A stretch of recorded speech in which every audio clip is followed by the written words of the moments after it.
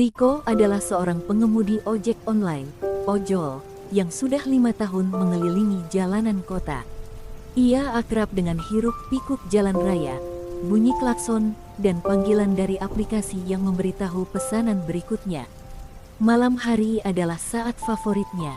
Kota yang berangsur-angsur sepi membuat pekerjaannya terasa lebih tenang, meski terkadang rasa sunyi menyergap tanpa peringatan. Malam itu, sekitar pukul 11 malam, Riko sedang duduk di atas motornya di sebuah kafe yang biasanya ramai oleh pelanggan. Angin malam bertiup dingin, dan hanya ada beberapa pengendara yang masih berkeliaran. Ponselnya tiba-tiba bergetar, tanda pesanan masuk. Riko melirik ke layar ponselnya.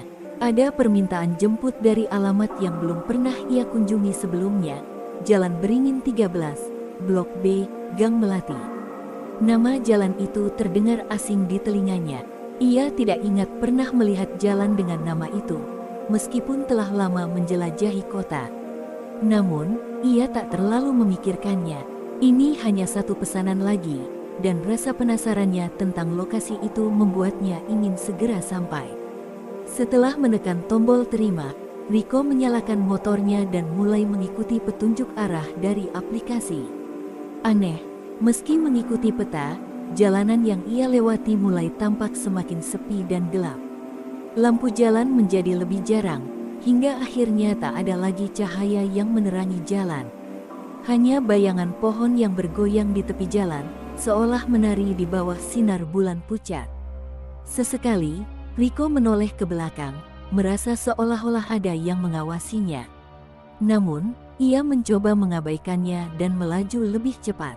Setelah sekitar 20 menit, ia sampai di alamat yang dituju. Jalan Beringin 13 benar-benar ada, sebuah rumah tua yang tampak lusuh dan tak terawat berdiri di sana. Dikelilingi oleh pagar besi yang karatan, jantung Riko berdetak lebih cepat. Rumah itu terasa seperti sesuatu dari cerita horor yang sering ia dengar. Tapi pesanan sudah diterima, dan ia tidak bisa membatalkannya sekarang. Ia mematikan mesin motornya dan melihat ke arah rumah. Sesaat, ia ragu untuk melangkah. Namun akhirnya ia menekan klakson sekali, berharap penumpangnya akan keluar. Tak ada respons. Riko menunggu beberapa menit sebelum memutuskan untuk turun dari motornya.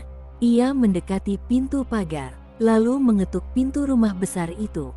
"Tuan, pesan ojol," panggilnya, suaranya bergetar sedikit. Tiba-tiba, pintu rumah berderit terbuka. Di dalamnya, ia melihat seorang pria tua dengan wajah pucat dan mata cekung. Pria itu tersenyum tipis, membuat bulu kuduk Riko berdiri. "Terima kasih sudah datang," kata pria itu dengan suara rendah dan serak. "Tolong antarkan saya ke tujuan terakhir saya." Riko merasakan hawa dingin menusuk, tapi ia tetap mengangguk, mencoba bersikap profesional. "Baik, Pak, silakan naik." Pria tua itu berjalan lambat menuju motor Riko dan duduk di kursi belakang. Ketika ia duduk, Riko merasa bobot pria itu hampir tak ada, seperti bayangan yang duduk di motornya.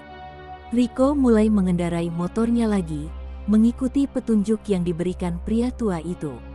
Sepanjang perjalanan, pria itu hampir tidak berbicara, hanya memberi arahan dengan suara rendah yang terdengar seperti gumaman. Riko merasa semakin tidak nyaman. Jalanan yang mereka lalui semakin aneh, semakin jauh dari kota, semakin sunyi, hingga akhirnya mereka tiba di tempat yang asing, sebuah pemakaman tua di pinggir kota. "Di sini," bisik pria itu, "tempat tujuan saya." Riko menghentikan motornya di depan gerbang pemakaman. Hatinya berdebar kencang, dan ia berusaha menahan rasa takut yang mulai merayap.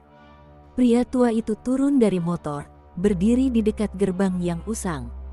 "Tunggu sebentar," kata pria itu, "aku akan membayar ongkosnya." Riko menunggu, jantungnya berdebar lebih cepat. Pria tua itu berjalan masuk ke dalam pemakaman, menghilang di antara batu-batu nisan yang tampak mengerikan di bawah sinar bulan. Waktu berlalu, tapi pria itu tidak kembali.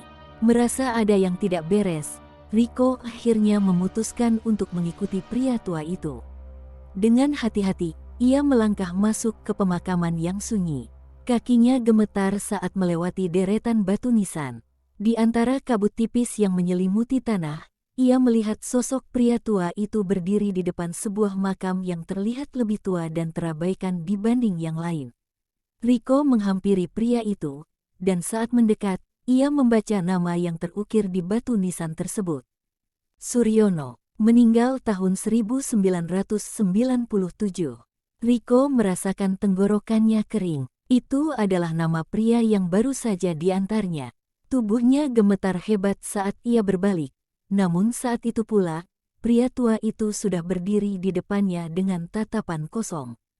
Mata pria itu yang tadi cekung kini hitam pekat, seperti lubang yang menatap langsung ke dalam jiwa Riko. "Terima kasih telah mengantarku pulang," bisik pria itu, sebelum tubuhnya perlahan memudar menjadi kabut, menyatu dengan udara malam yang dingin. Riko terduduk lemas, tak percaya dengan apa yang baru saja terjadi. Ponselnya berbunyi pelan, pesanan telah diselesaikan.